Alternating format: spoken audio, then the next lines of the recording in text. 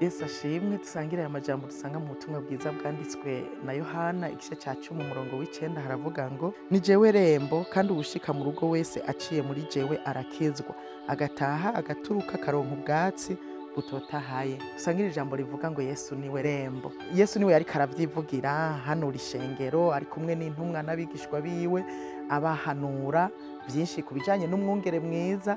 Arababwira aya majambo rero aravuga ngo ni jewe rembo, uwushika mu rugo aciye muri jewe arakizwa. Urugo yavuga si urundi, ni urugo rw'Imana. Uwuciye muri we arakizwa. Kandi yarongeye aravuga muri iki gice ca 14 umurongo wa 6 aravuga ngo ni jewe nzira n'ukuri n'ubugingo, nta wushika kwa data ntamujanye. Burya tube dusonera amajambo wenyene yivugiye, yaravyivugiye. Nta yindi nzira uzobona ushobora gucamwo ngo ushike ku Mana, nta yindi hari, uca muri Yesu gusa.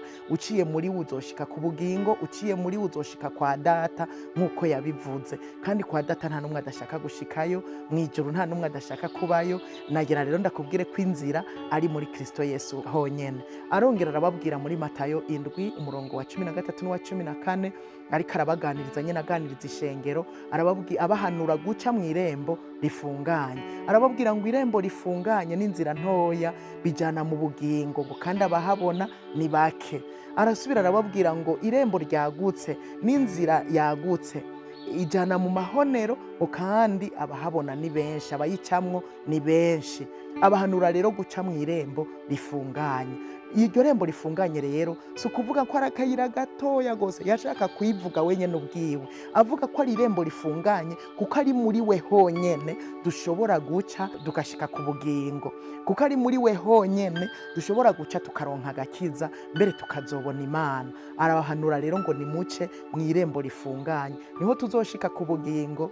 Wewe ndiko ndabwira sinzi inzira uri kuracamwo iyo ariyo, ariko Yesu niwe nzira, niwe nzira, niwe ukwiye gucamwo kugira ushike kwa data, niwe ukwiye gucamwo kugira ngo ubeho ufise ubugingo, ubeho uri mu gakiza. Uce muri Yesu wenyene kandi ufate ingingo bicituye umunsi uce muri Yesu, bizoba ari vyiza cyane. Uce muri irembo rifunganye, ivyo navyo ntibica ukure, nukwakira Yesu akakubera umwami n'umukiza w'ubugingo bwawe, ukamwizera, wizere Kristo Yesu. Niryo rembo rero yari karavuga, umwizeye uzoba uri kuraca muri iryo rembo rifunganye. Kandi arongera karavuga ngo abahabona ni bake. Burya ni bakeya, na n'uyu munsi igitigiri Yesu yifuza canke Imana igomba ntikirakwira. Nawe waragushaka utaramwizera kugira uze umwizere uce muri we ushike ku bugingo. Uko murabizi Imana ivyiyumvira twiyumvira ko ni vyiza, iragomba ko tuzorangiza neza, iragomba ko tuba amahoro uyu munsi tukiriho, ariko kandi tukazorangiza neza.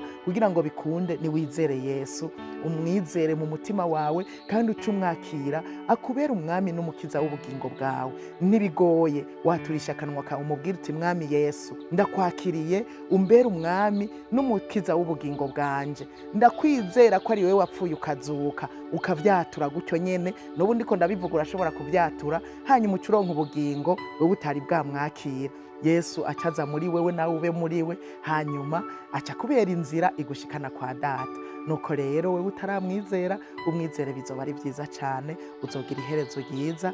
Yesu aguhezagire.